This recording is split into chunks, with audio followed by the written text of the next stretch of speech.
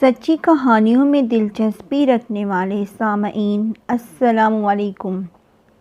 آج کی میری کہانی سوتیلی ماں کے ظلم و ستم سے ستائی ہوئی ایک مظلوم لڑکی کے دکھوں پر مشتمل ہے۔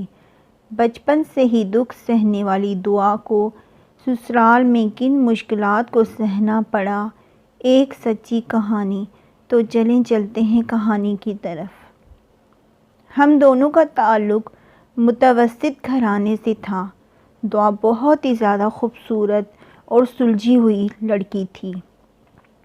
جب وہ صرف 4 سال کی تھی کہ اس کے والدہ کا انتقال ہو گیا۔ کچھ عرصے تک اس کے ابو نے اس کی اکیلے ہی دیکھ بھال کی، مگر کب تک ایک اکیلا مرد ایک چھوٹی بچی کو سنبھالتا اور باہر کے کام بھی دیکھتا۔ دعا کے ابو نے آخرکار دوسری شادی کر لی اور دعا کے لیے ایک ماں لے آئے۔ دعا کی سوتیلی ماں اسما ایک بہت ہی چالاک اور مکار عورت تھی۔ شادی کے شروع کے دنوں میں تو دعا کے ساتھ بہت ہی اچھا سلوک کرتی تھی۔ ایسا لگتا ہی نہ تھا کہ وہ اس کی سوتیلی ماں ہے، مگر یہ سب تو شوہر کا دل جیتنے کا طریقہ تھا۔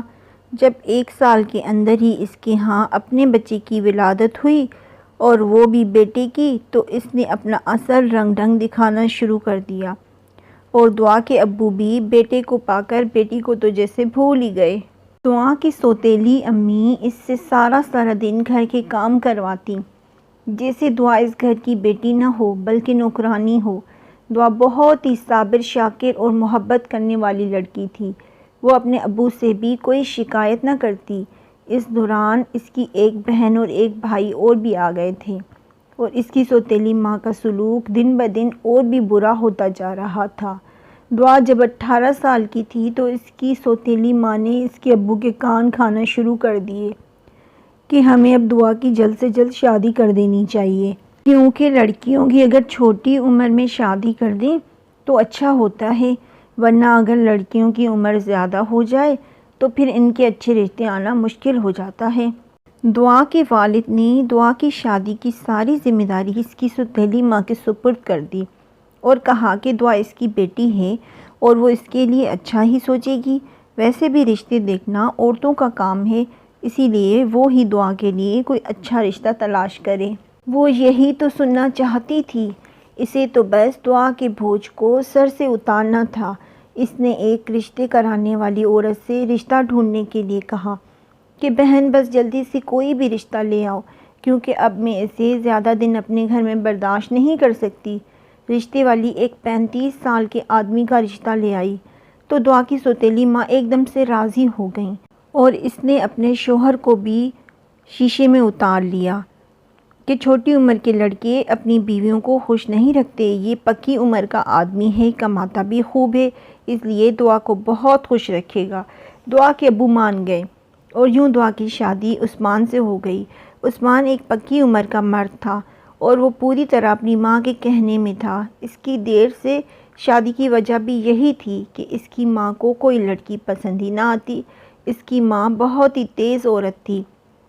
شادی سے پہلے ہی اس نے اپنے بیٹے کے کان بھرنا شروع کر دیے تھے کہ تمہاری بیوی چھوٹی عمر کی ہے، کہیں اس کے حسن میں گرفتار ہو کر ماں کو بھول نہ جانا۔ بہو کے آنے سے پہلے ہی اس نے تو چارپائی پکڑ لی تھی۔ وہ سارا دن بستر پہ پڑی رہتی کہ اب اس سے کوئی کام نہیں ہوتا۔ دعا جب دلہن بن کر آئی تو عثمان نے شادی کی رات ہی سے کہہ دیا کہ اب سارے گھر کو اسی نے دیکھنا ہے، سارے کام اسی کے ذمے ہیں، کیونکہ اب اس کی امی بیمار رہتی ہیں اور وہ کوئی کام نہیں کر سکتی۔ دعا بیچاری نہ جانے دل میں کتنے سپنے سجائے ہوئے تھی۔ شادی کی پہلی رات ہی اس کے ارمانوں کا خون ہو گیا۔ وہ جو سوچے ہوئے تھی کہ جو اس کی سوتیلی ماں نے اس پر ظلم کیے ہیں اب ان کا خاتمہ ہو جائے گا اور وہ پیا کے گھر میں آرام اور سکون کی زندگی بسر کرے گی، اس کے سارے سپنے چور چور ہو گئے تھے، اور زندگی کی نئی آزمائشیں اس گھر میں بھی اس کا انتظار کر رہی تھی۔ وہ روز صبح سویرے اٹھ جاتی، سب کا ناشتہ بناتی، اس کے بعد گھر کی صفائی، جھاڑو، برتن اور نہ جانے کتنے کام کرتی۔ وہ ایک کام ختم کرتی تو اس کی ساس کوئی اور کام کرنے کا کہہ دیتی۔ وہ تھک کر چور ہو جاتی۔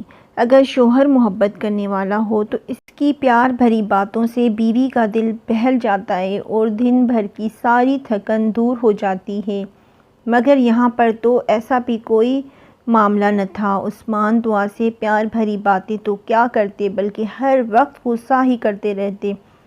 عثمان جو ہی گھر آتے اس کی ماں اس کے کان بھرنا شروع کر دیتی اور عثمان کے آنے سے پہلے ہی خود کو کسی نہ کسی کام میں مصروف کر لیتی اور عثمان سے کہتی کہ سارا دن وہی کام کرتی ہے، اس کی بیوی تو کام کو ہاتھ بھی نہیں لگاتی۔ دعا کی شادی کو 3 سال بیت چکے تھے مگر ان کی کوئی اولاد نہ تھی۔ دعا کی ساس کو نہ جانے سے کیا بیر تھا کہ اس نے اب تو اپنے بیٹے کے کان بھرنا شروع کر دیے تھے کہ یہ منحوس لڑکی تو کوئی کام کرتی نہیں اور نہ ہی مجھے لگتا ہے کہ اس کا کوئی بچہ ہوگا اور میں پوتے کو دیکھے بنا ہی اس دنیا سے چلی جاؤں گی۔ تم دوسری شادی کر لو تاکہ پوتے کی دیکھنے کی میری حسرت پوری ہو جائے۔ میں تمہارے بچوں کو اپنی گود میں کھلانا چاہتی ہوں، تمہارے بڑھاپے کا بھی کوئی سہارا بنے گا۔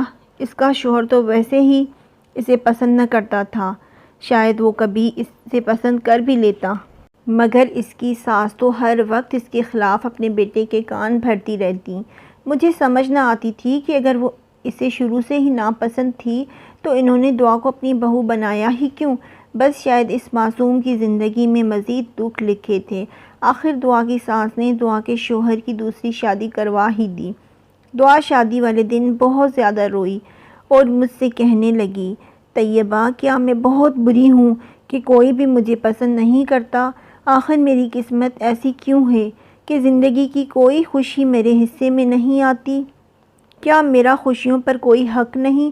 مجھے بھی اس کی ایسی حالت دیکھ کر رونا آ رہا تھا، مگر میں نے اسے دلاسا دیا کہ اللہ تعالیٰ جن سے محبت کرتے ہیں انہیں اس دنیا میں آزمائشوں میں ڈالتے ہیں۔ اللہ تعالیٰ تم سے بہت پیار کرتے ہیں۔ دعا کا شوہر اپنی دوسری بیوی کے ساتھ بہت زیادہ خوش تھا۔ دعا تو بس اس گھر میں ایک نوکرانی تھی، ویسے تو اس کی ساس اسے گھر سے نکال ہی دیتی، مگر اس نے سوچا کہ اگر اسے نکال دیا تو گھر کے کام کون کرے گا؟ دعا کسی کونے میں پڑی رہے گی اور ہمیں مفت کی نوکرانی مل جائے گی۔ وہ اپنے شوہر کو دوسری بیوی کے ساتھ خوش دیکھتی تو اسے بہت تکلیف ہوتی، مگر وہ پھر بھی انہیں کوئی بد دعا نہ دیتی کیونکہ وہ تھی ہی اتنی اچھی۔ عثمان کی دوسری شادی کو صرف 2 ماہ ہی گزرے تھے کہ ایک صبح جب اس کی ساس اٹھی تو جس طرح سے روزانہ دعا ان کی خدمت کے لیے پہلے ہی اٹھ جایا کرتی تھی، آج وہ حسب معمول اپنے کمرے سے نہ نکلی تھی۔ اس کی ساس زور زور سے چلانے لگی کہ منوس ابھی تک پڑی سو رہی ہے، چلو دفع کرو، آج میں خود ہی چائے بنا کر پی لیتی ہوں۔ جب دعا کا شوہر اور اس کی دوسری بیوی بھی جاگ گئے تو اس نے بھی دعا کو آواز دی کہ ہمارا ناشتہ لے کر آؤ۔ دعا کی ساس نے اپنے بیٹے کو بتایا کہ وہ منوس تو آج پتہ نہیں کیوں کمرے سے باہر ہی نہیں آئی، تم ٹھہرو میں جا کر اس کی خبر لیتی ہوں۔ جب وہ کمرے میں گئی تو دعا سو رہی تھی۔ اس نے اسے آوازیں دیں، منحوس اٹھ جاؤ، تمہارے باپ کا گھر نہیں جہاں پر اتنے آرام سے سو رہی ہو، مگر دعا پر ان کی آوازوں کا کوئی اثر نہ ہوا۔ تب اس کی ساس نے آگے بڑھ کر اسے ہلایا تو وہ یہ دیکھ کر دنگ رہ گئیں کہ دعا تو مر چکی ہے۔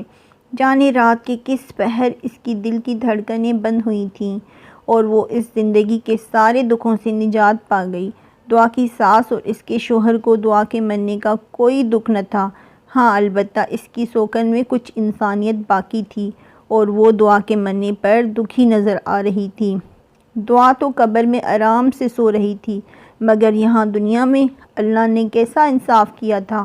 دعا کے شوہر کی دوسری شادی کو تقریباً 2 سال ہونے کو تھے، مگر اس کی اس بیوی سے بھی ابھی تک کوئی اولاد نہ ہوئی تھی۔ یہ دعا کی طرح کوئی ڈری سہمی لڑکی نہیں تھی۔ اس نے اپنے شوہر کو زبردستی راضی کیا کہ وہ دونوں کسی اچھے ڈاکٹر سے اپنا معائنہ کرائیں۔ اس کا شوہر بہت مشکل سے راضی ہوا۔ جب انہوں نے اپنے سارے ٹیسٹ کروائے تو پتہ چلا کہ وہ لڑکی تو بالکل ٹھیک ہے، ہاں البتہ دعا کا شوہر کبھی باپ نہیں بن سکتا۔ یہ بات جان کر اس لڑکی نے عثمان سے طلاق لے لی کیونکہ وہ کسی ایسے شخص کے ساتھ اپنی زندگی گزارنا نہیں چاہتی تھی جو اسے کبھی اولاد کی خوشی نہ دے سکے۔ حالانکہ کبھی دعا نے انہیں بد دعا نہیں دی تھی۔ مگر مجھے تو لگتا ہے کہ مظلوم کے دل سے نکلنے والی آہ بھی بد دعا بن جاتی ہے۔ اللہ تعالیٰ نے دعا کے ساتھ انصاف کر دیا تھا۔ اب اس کی ساس اور شوہر ہمیشہ کے لیے اس دنیا میں تنہا رہ گئے تھے اور وہ خود آرام اور سکون کی نیند سو رہی تھی۔ آپ کی کیا رائے ہے اس بارے میں؟ اپنی رائے سے ضرور آگاہ کیجیے گا۔ اگر آپ کو ہماری یہ کہانی پسند آئی ہو تو اسے لائک اور شیئر ضرور کیجیے گا، اور اگر ایسی ہی مزید حقیقت پر مبنی سچی کہانیاں سننا چاہتے ہیں تو ہمارے چینل سچی کہانیاں کو سبسکرائب کریں اور ساتھ میں بیل آئیکن ضرور پریس کریں۔ شکریہ۔ اللہ حافظ۔